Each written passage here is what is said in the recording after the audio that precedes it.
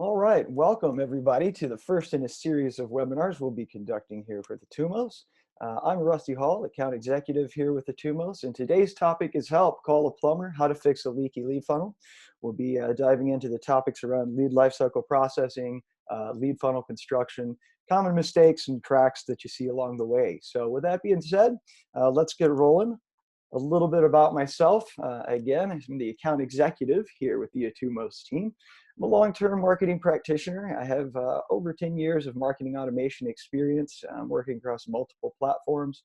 I've been fortunate enough to work in several different industries from B2B, B2C, even some nonprofit work. But really, my goal has always been helping clients kind of maximize the ROI, the usage, and get the most return on their MarTech investments. Whether that be implementing, any full stack technology, new marketing automation platforms, or in the case of optimizing older platforms that need a little tender loving care. So, a real passion for MarTech. I've been in it quite some time. In my free time, I've got pictures of my little kiddos up there, so I do quite a bit of Uber dad driving. And then when I have a minute or two free, I'm also kind of a part-time rock star. I play in a couple bands here in Dallas. So between the kiddos and MarTech and guitar, it keeps my life pretty full. So that's a little bit about me. Let's jump into what we're going to be talking about, the topics for today. So fixing a leaky lead funnel. Here's what we're going to be covering. To start, we're going to start at looking at the design. So designing a watertight lead funnel from the beginning, how that plays into the lead lifecycle processing. Then we'll take a look for common cracks and leaks to watch out for. So if you've got your lead funnel and your lifecycle processing already in place, where are the things where you might be leaking leads? We want to find those. We'll be talking about finding those leaky leads and how to do that through some common reporting and places to watch out for. We'll also be talking about fix it with Flex Seal or put in a whole new pipe. This is the temporary versus a permanent fix when you do discover that there's an issue with your lead funnel. Let's say business requirements have changed and maybe we don't have the time to do a permanent fix, how we can fix it with some Flex Seal. We'll talk about how to go about that. And then lastly, we'll finish up with how much is that dripping faucet really costing you, reporting on the value of those lost leads, and building the case for redesigning the lead funnel itself. And then at the end, I'll save time for a little bit of Q&A, so we can do some live Q&A. So please hold your questions until the end. And we'll follow up with some additional great resources. So the next steps after this webinar and what's coming in the future. Number one, build it right and build it tight. So deciding on the lead funnel itself, we use the Serious Decisions Demand waterfall. I'm sure this probably looks pretty familiar to most people. Accounting for your stages. But what we're trying to solve here, this is the thing that I wanted to kind of, just throw this up here, is what we're really trying to solve is get metrics on, how many leads are in each stage, how are they moving from stage to stage, and how do we measure how quickly they're moving, right? So this is the kind of heart and soul of lead lifecycle processing, and we're going to take a look at some of the metrics involved in that, and then also the kind of KPIs that we want to be looking for once we have our lead funnel decided and built right and built tight.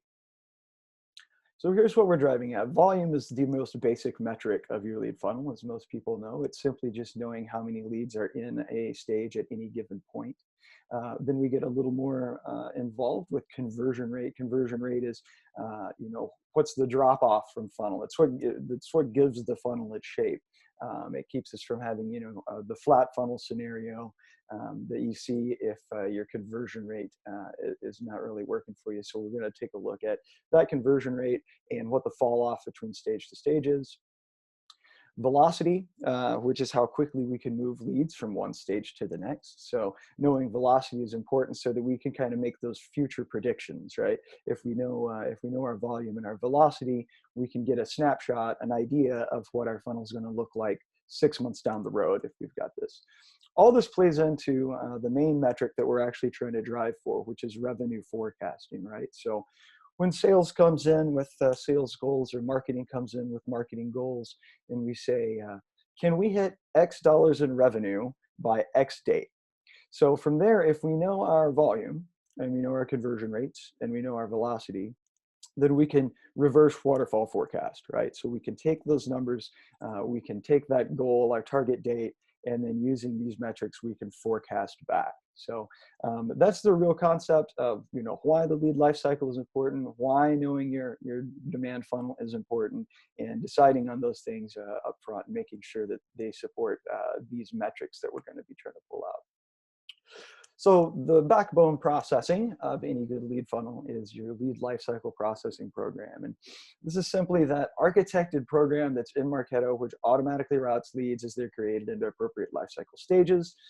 You do that by, agreeing on what those stages are with all of your stakeholders, in particular marketing, sales operations. But these are the operational programs that do the actual processing of moving leads from stage to stage in the funnel. So let's take a look at some common leaks in the lead funnels. So look for the obvious first, right? So this is kind of a no-brainer, but you see a lot of misses, just leads aren't getting tagged correctly from all entry points. So let's say you've got leads coming in through content syndication. Maybe they're not getting tagged correctly with the lifecycle stage at that entry point. I think we've all had dealings with sales ops teams that are creating leads that are skipping out of the processing at the top of the funnel. So step one is the obvious, look and make sure that all your leads are getting processed as they come in. And we'll look at the end of the presentation, we'll follow up with a little look at lead entry point processing. Are leads skipping over too many stages? So this is where we end up with a lot of models have detours built in, right? So you may have a use case where a sales lead says, well, I want all the leads from this particular piece of content or this particular webinar to skip directly over into a sales SAL kind of scenario. But by skipping over, we're kind of shooting ourselves in the foot as we try to track velocity. So even if those leads are going to be passed all the way through sales based on that criteria and skip very quickly through the top of the funnel into those later sales stages, we still want to go ahead and move them through, just move them through quickly and make sure that we're doing all of the correct stage and timestamps as they go through. So even if they're processing quickly, we want to make sure that there's not a ton of detours that they're able to take to kind of route around our processing. Because again, even if it's fast, we still want to get that conversion rate and we still want to get that timing metric, that velocity. And lastly, talking about your lead lifecycle processing, timing is crucial. Timing is very important, and we'll talk about why timing is so important here in a minute. So here's the kind of key concepts for this, lead creative processing. Make sure that you have a robust and scalable version for your lead intake processing. We want to make sure that every single lead, no matter what the channel that they come in from, runs through the same kind of processing that puts them into the correct part of the lead funnel and routes them accordingly. Detours and reroutes. This is what I was talking about. There are some business cases where you may need to do some detours, but for the most part, we want to make sure that even if we are fast tracking somebody from a early marketing stage through a later sales stage, we want to make sure that they're still running through all that processing and, like I said, getting the correct system dates, timestamps as they pass from one stage to the next, even if it's a fast track process. Process timing. So this is where when a lead comes in or a lead is changing stages, we want to make sure that it has a chance to actually go through all of the processing for that particular stage. So there's a couple of different ways to handle this. I think the most common way that it used to be done was people would try to guess with wait steps and figure out how long it was going to take a particular lead and move into wait steps. But that's really kind of a really basic method, and it actually causes a lot of problems, as anybody knows who's tried to do that and guess the process timing on a Marketo program. There's a more elegant solution, and the two that I've seen used most are a Boolean true-false trigger that simply at the beginning of processing says this lead is processing, and then after it's processed, then it resets that so it can move on to the next stage. So that's one method. The method that I prefer and the method that we recommend here the most at Etumos is actually using campaign requested. So making sure that it flows through one campaign and then request that next campaign. So that's the really more elegant solution that we found that we use, and it gets you away from trying to guess how many minutes you need to put in a wait step for a lead to process.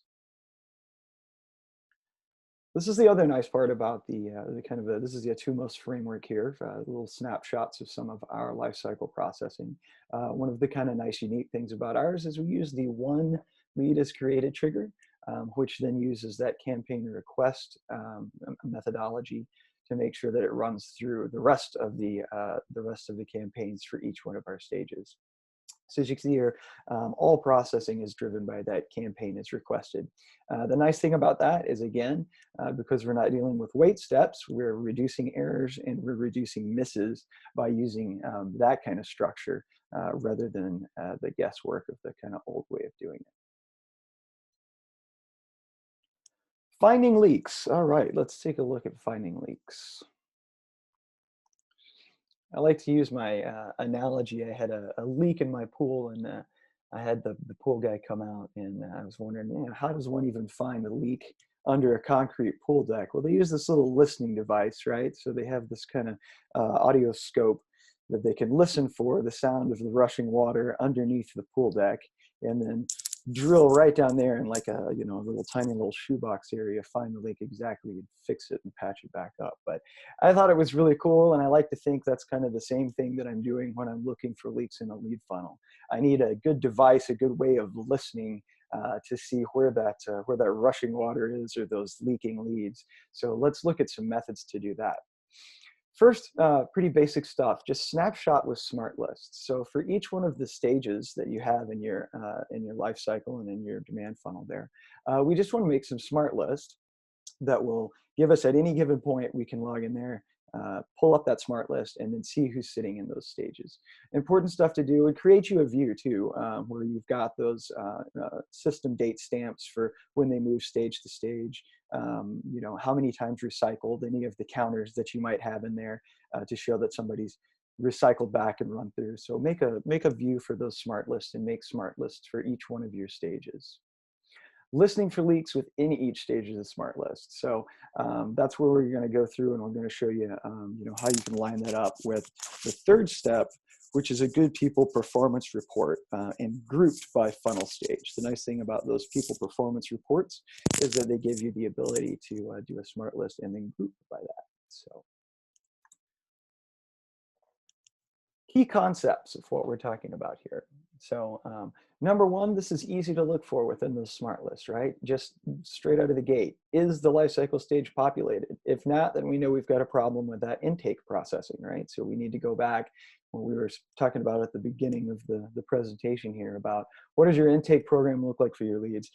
Are they getting tagged correctly, stamped correctly, and moving through the flow? So simply looking for that, is the lifecycle stage populated? Smart list for each stage. Well, if we know that there's a value populated, then this is pretty simple to create smart list, for each one of your stages. So you can take like a day-to-day snapshot, and it's a great place to kind of check for anomalies. And then lastly, this is the people performance report. So build out a people performance report and then set it up and group that by the life cycle stage for a quick view. I'll show you the quick view. It's a simple little report, but it's a great snapshot when you have, CMO or sales or somebody go, what's the volume look like in our demand funnel right now? So it would look something like this with some of our fake data in here. So on the left-hand side here, you just see our kind of smart lists of checking for is lifecycle status populated.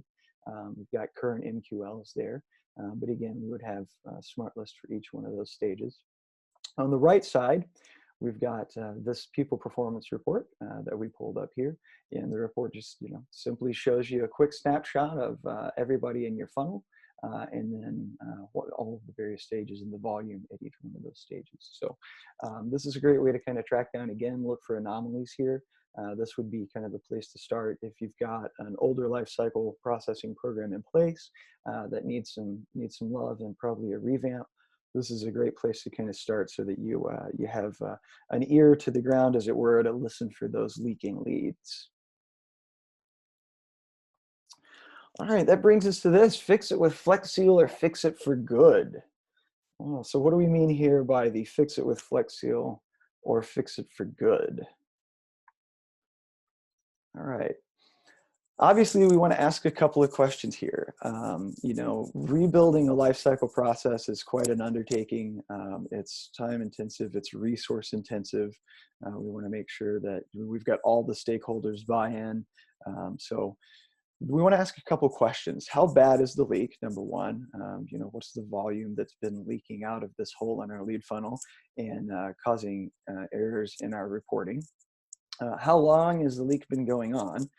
So if we can determine, the volume of how bad the leak is, and then kind of estimate, how long it's been leaking, and kind of get a total count of those leads who have slipped through our life cycle processing and not been accounted for. Is it repairable for now, or is it time to consider rebuilding the whole process? So are these things that we could maybe fix with a batch campaign where we could run and realign people into the proper life cycle stage? Or is it the kind of thing where, this leak is so bad and we're losing out so many leads that it's really time to look at rebuilding the life cycle from the ground up to account typically for changes in business needs, business requirements, and strategy. After a couple years, it might be time to start looking at replacing the pipes instead of just slapping some good old Flex Seal on there. So how do we make the case for that? So making the case, if we do believe that it's time to fix it for good, we want to kind of take into account the cost of that dripping faucet. This is just like when they tell you in elementary school, what's the cost of a leaking faucet? Well, that's the idea. We're saving, instead of your water bill, we're saving your lead revenue here. So the idea here being, what's it costing me? So we want to take into account what's the cost per lead acquisition. And we want to take that into account by lead channel. So, how Marketo gives you the lovely ability to attach program costs. We want to make sure that all of our leads are coming in with a program cost, and we want to make sure that that's categorized by channel. So that gives us an idea of what's the cost of that lead that slipped out of the funnel. We also want to think about what does average deal size look like. So kind of no-brainer there, right? If this person had made it all the way through the funnel to a sales-ready state and into opportunity, what could we expect that kind of average deal size to look like? And then lastly, can we recover any of these lost leads? So as an example here, sometimes instead of leaking out of the funnel completely, we have some that just kind of puddle up in that recycled stage. I've helped certain clients who, had a way to recycle leads, but they didn't have any way to get them back. So how do we get them back into that funnel, and is that recoverable? So once we can kind of ask these questions, and we can get an idea of what that lead cost to begin with, what that average deal size looks like, had that lead made it all the way down the funnel, and then what can we recover out of that? We can use that to perform some simple math, right, to show that the cost of this leaking lead funnel is indeed worth going back and fixing it for good rather than just using a temporary patch. So we want to make sure that the lifecycle processing is rock solid, accounts for all the business needs as they stand today, not as they stood 3 years ago. And this really helps you kind of make the case for, yes, it's a heavy lift, it's intensive, resource intensive. Fortunately, there's good folks like Etumos out here that can help you out with that. Even if we just want to talk strategy and see if it's that time for you to replace the pipes in your lead lifecycle processing. All right. What's next? So I hope this has been pretty informative, and I hope that it's kind of a good view, giving you some ideas of where to find the leaking lead funnel. Start thinking about your lifecycle processing. Start thinking about temporary fixes, using those smart lists and using those people performance reports to decide if, find out if you have any leaks. And then once we've kind of got this addressed, then we want to know, well, what's the next level here? So after we have the basics covered, then we can start using cohort analysis to better understand the conversion of velocity. So that's even grouping people even further. It's more about how you're slicing and dicing where the leads come from, your sources, and then using that to understand even more clearly, how does a webinar leads velocity compare to an inbound content piece? How do those two leads stack up? What are the different conversion ratios? And what is the difference in velocity in those different lead sources? We also can look at better visualizations and performance. If you've got dashboard tools, something like Domo, that you can use to do data visualization, this is a great way to start taking a more in-depth view of your funnel and being able to kind of, like I said, slice and dice that information and then present it in a more meaningful way. So along those lines, what's next? We have a great blog post from Eric Wong up that's exactly about that, how to use this cohort analysis to better understand conversion and velocity. So it's a great follow-up to this after we've talked about lead lifecycle and everything that you need in place in Marketo to drive these metrics and get these KPIs. Then take those and take what you've got built, and then you can build on that with the next step of Eric's great blog post here, and we'll make sure that that link goes out in the deck post-webinar for everybody. All right, and lastly, we come to my favorite part, my Q&A time here. So give me just 2 seconds, and I'm going to pull up the Q&A panel. All right. Okay. Giving everybody a minute to think. I answered everybody's questions about lead lifecycle. I think one of the questions that that's kind of important is how do you even start once we have like an implementation of Marketo? Let's say you have a brand new instance, and where do you start with that? And really the starting point has to be buy-in, from, all sales ops, from all of marketing. You really need to make sure that everybody's agreed on that build it right and build it type philosophy, so that, the idea here is building one without any leaks to begin with, so that pre-planning and implementation strategy phase is really important. And that's where, a good partner we here at Etumos are good for, just the strategy portion as well. Deciding if this is, the right build for you, this is the right lead funnel. So those are some important questions to ask, and reach out. I'd suggest too, if you're going down that road, look into, if you're not already a member of our MOPS Pros Slack group, you should definitely check that out. I'll make sure that I include a link post-webinar where you can join that MOPS Pros Slack group.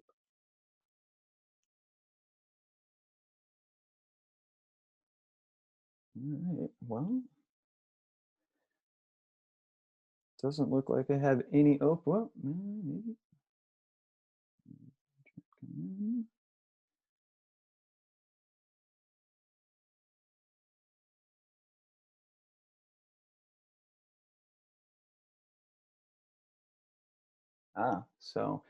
So this is from Brandy here. This is an interesting, kind of example of exactly how kind of business cases change over time. But she's writing in that they just recently had a stage eliminated. They're trying to update the flows, but can't merge the model. Any input on this? And again, we can take this back to the MOPS Pros as well, and kind of come up with an idea. But that's an interesting case where you have a stage eliminated completely. Yes, I did forget to mention this recording will be sent out afterwards. So we do have a full recording of this, and you can take some more time to look at those screenshots of the Marketo instance, specifically around the request campaign structure and the people's performance reports. So yes, we will make the recording available, and we'll be sending that out post-webinar as well.